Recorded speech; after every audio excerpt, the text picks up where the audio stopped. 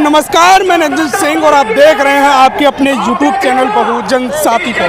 दरअसल आपको बता दें, हम मौजूद हैं नगीना लोकसभा में। आज मान्यवर साहब काशीराम जी की जयंती है, उसके मौके पर चंद्रशेखर आज़ाद का एक बड़ा कार्यक्रम है। हमारे साथ कुछ लोग मौजूद हैं, उनसे हम जानेंगे कि जो बाबा साहब भीमराव अम्बेडकर जी ने जो संविधान लिखा है उसको लेकर भाजपा कहती है कि 400 पार आ गए तो संविधान बदल देंगे। पहले तो भाई साहब आपका स्वागत है। बहुत बहुत आभार, धन्यवाद।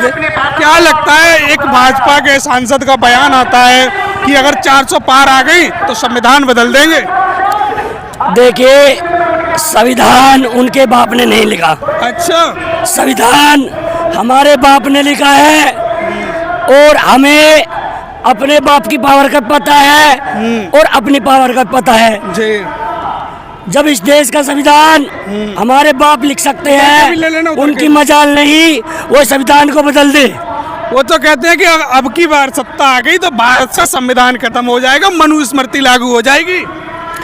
ये एक प्रोपेगेंडा है जो हिंदुत्व का एजेंडा वो लेकर के चलते हैं। वो अपने अंधभक्तों को खुश करने का काम करते हैं। अच्छा। इस तरह के बयान दे करके बार बार। अच्छा, तो क्या कहना चाहोगे, जो सांसद है उन्होंने कहा था कि 400 पार इस बार संविधान बदल देंगे?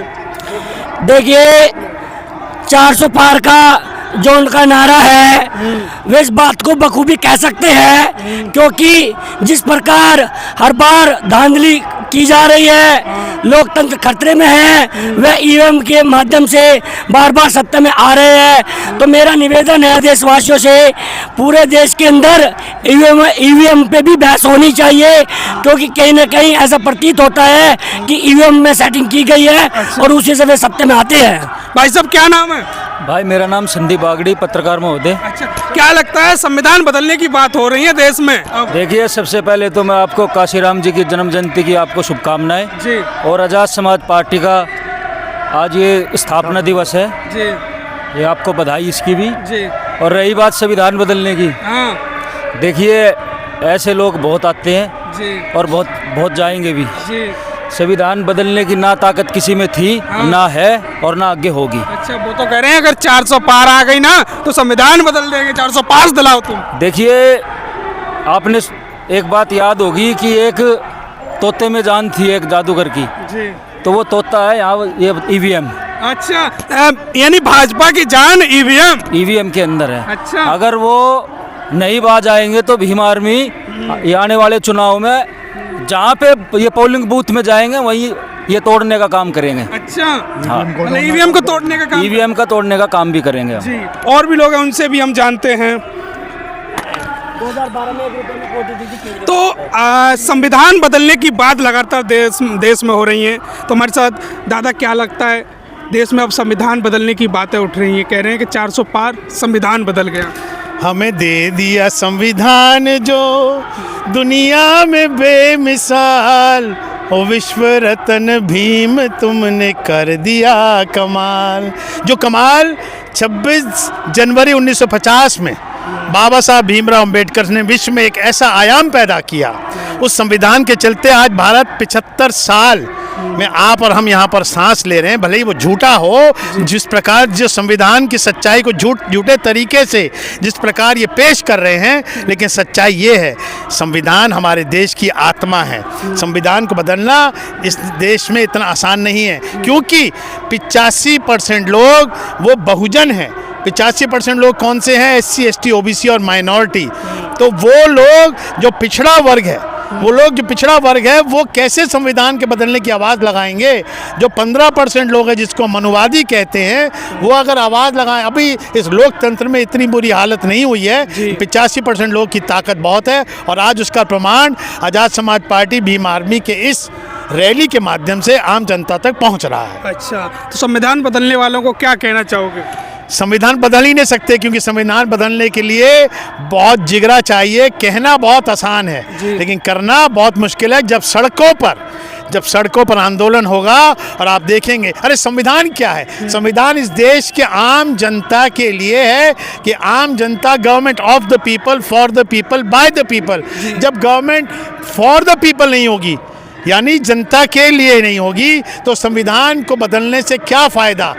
अगर जनता के लिए नहीं होगी तो कोई उसके मायने नहीं रहेंगे। इसलिए संविधान बदलने की कोई, आप समझ लो, कोई भी ऐसी प्रक्रिया होगी उसमें बहुत बड़ा आंदोलन ना केवल भीम आर्मी करेगा, जो बहुजन समाज के विभिन्न मंडल हैं, विभिन्न प्रोग्रामर्स हैं, विभिन्न लोग, पार्टियां हैं, वो सारे के सारे सड़कों पर उतरेंगे। जी जी, आइए उधर आ जाऊँ।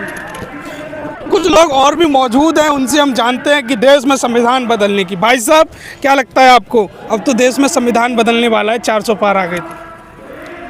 ये सब जुमलेबाजी हैं। एक हवा, एक व्यूमर फैलाया जा रहा है कि अब की बार 400 पार। अगर ईवीएम से वोटिंग हो नहीं, अगर ईवीएम छोड़ के वैलिड पेपर से वोटिंग करवा लेंगे आप, तो 400 क्या 40 सीट भी निकालनी मुश्किल है इनकी। भाजपा कह रही है कि 400 पार, उत्तर प्रदेश में 80, उत्तर प्रदेश में 80 सीटें, 400 पार, सब जुमले की सरकार है। मोदी जी तो कहते हैं हम जुमला देते हैं, ठीक है। और मनुस्मृति की बात है, जो ये लागू करना चाहते हैं वो देश में कभी हो नहीं सकती। अच्छा, ये देश गौतम बुद्ध जी का है, तथागत गौतम बुद्ध जी ने इस देश में जन्म लिया है। और बाबा साहब भीमराव अंबेडकर ने जो संविधान लिखा है, उस संविधान को बचाने के लिए उनके 85% देश में जो 140 करोड़ लोग रहते हैं, उसमें 85% बाबा साहब के बेटे हैं, और वो इस काम को कतई नहीं होने देंगे।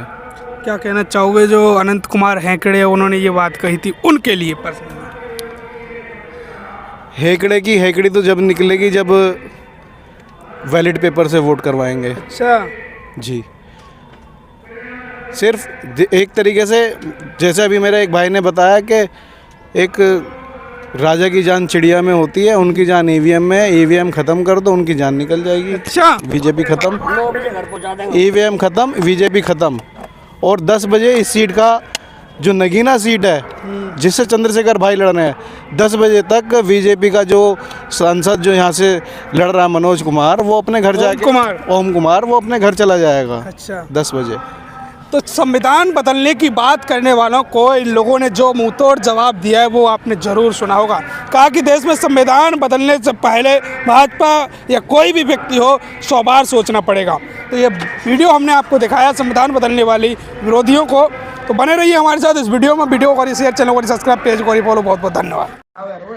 साथियों, मैं निरंजन सिंह बहुजन साथी चैनल के माध्यम से हमेशा ग्राउंड रिपोर्ट आपके बीच रखता हूँ।